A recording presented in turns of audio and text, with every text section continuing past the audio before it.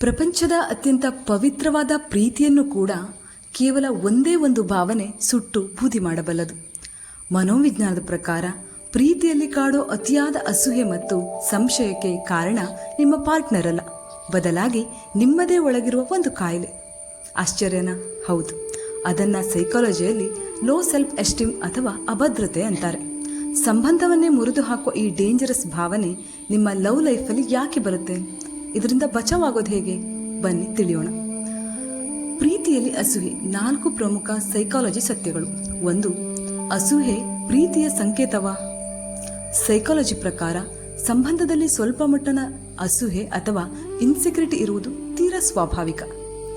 ನಾವು ಒಂದು ವಸ್ತುವನ್ನ ಅಥವಾ ವ್ಯಕ್ತಿಯನ್ನ ಅತಿಯಾಗಿ ಪ್ರೀತಿಸಿದಾಗ ಅವರನ್ನು ಕಳೆದುಕೊಳ್ಳುವಂತಹ ಭಾವನೆ, ಆ ರಕ್ಷಣಾತ್ಮಕ ಭಾವನೆ ಮೆದುಳಿನಲ್ಲಿ ಜಾಗೃತವಾಗುತ್ತದೆ.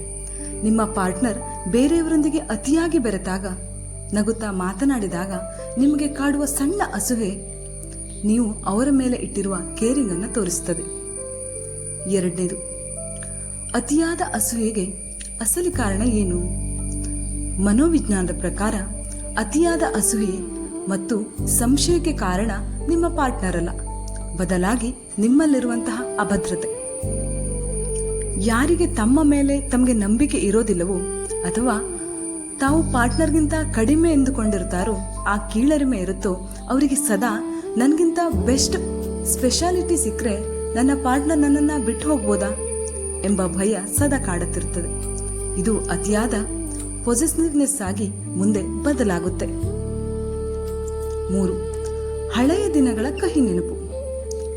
ಹಿಂದೆ ಯಾರಾದರೂ ನಿಮಗೆ ಮೋಸ ಮಾಡಿದರೆ ಅದರ ಪ್ರಭಾವ ನಿಮ್ಮ ಇಂದಿನ ಸಂಬಂಧದ ಮೇಲೂ ಬೀಳುತ್ತದೆ.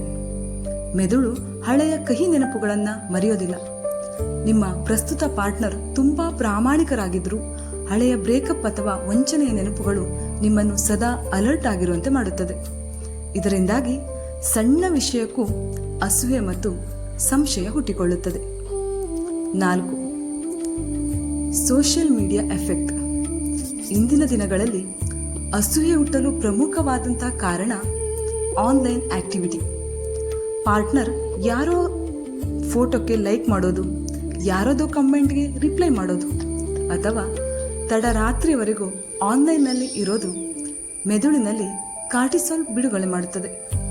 ಇದು ಇಬ್ಬರ ನಡುವೆ ಡಿಜಿಟಲ್ ಅಸೂಯೆಯನ್ನು ಸೃಷ್ಟಿ ಮಾಡುತ್ತದೆ.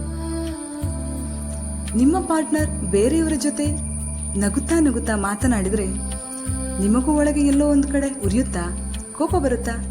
ಸೈಕಾಲಜಿ ಪ್ರಕಾರ ಪ್ರೀತಿಯಲ್ಲಿ ಈ ಥರದ ಅಸೂಯೆ ಅಥವಾ ಜೆಲಸಿ ಆಗೋದು ತೀರಾ ಕಾಮನ್.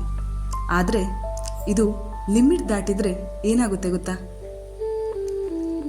ಮನೋವಿಜ್ಞಾನ ಹೇಳುತ್ತೆ, ಸ್ವಲ್ಪ ಮಟ್ಟದ ಅಸೂಯೆ ಪ್ರೀತಿಯನ್ನು ಜಾಸ್ತಿ ಮಾಡುತ್ತೆ. ಆದರೆ ಅತಿಯಾದ ಅಸೂಯೆ ಮತ್ತು ಸಂಶಯಕ್ಕೆ ಕಾರಣ ನಿಮ್ಮ ಪಾರ್ಟ್ನರ್ ಅಲ್ಲ, ಬದಲಾಗಿ ನಿಮ್ಮ ಒಳಗಿರುವ ಕಳೆದುಕೊಳ್ಳುವ ಭಯ ಮತ್ತು ಅಭದ್ರತೆ.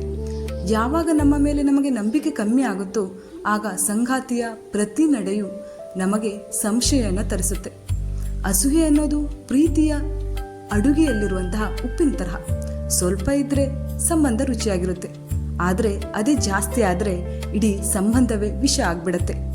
ಪ್ರೀತಿಯಲ್ಲಿ ಹದ್ದುಬಸ್ತಿನಲ್ಲಿಡೋ ಅಧಿಕಾರಕ್ಕಿಂತ ಗಾಢವಾದ ನಂಬಿಕೆ ಮುಖ್ಯ. ನಿಮ್ಮ ರಿಲೇಶನ್ಶಿಪ್ನಲ್ಲಿ ನಿಮ್ಮಿಬ್ಬರಲ್ಲಿ ಅತಿ ಹೆಚ್ಚು ಪೊಸೆಸಿವ್ನೆಸ್ ಅಥವಾ ಜೆಲ್ಲಸಿ ಪಡೋ ವ್ಯಕ್ತಿ ಯಾರು? ನೀವಾ ಅಥವಾ ನಿಮ್ಮ ಪಾರ್ಟ್ನರ? ಅವರ ಹೆಸರನ್ನ ಕಮೆಂಟ್ ಮಾಡಿ ಅಥವಾ ಈ ವಿಡಿಯೋನ ಅವರಿಗೆ ಶೇರ್ ಮಾಡಿ ಕಾಲೆಳಿರಿ. ಇದು ಹೊಂಬೆಳಕು, ಹೃದಯಕ್ಕೆ ಬೆಳಕು ಕೊಡೋ ಪ್ರಯತ್ನ. ನಮ್ಮ ಈ ಪ್ರಯತ್ನ ನಿಮಗೆ ಇಷ್ಟ ಆದರೆ ದಯವಿಟ್ಟು ಲೈಕ್ ಮಾಡಿ, ಶೇರ್ ಮಾಡಿ, ಸಬ್ಸ್ಕ್ರೈಬ್ ಮಾಡೋದನ್ನು ಮರಿಬೇಡಿ.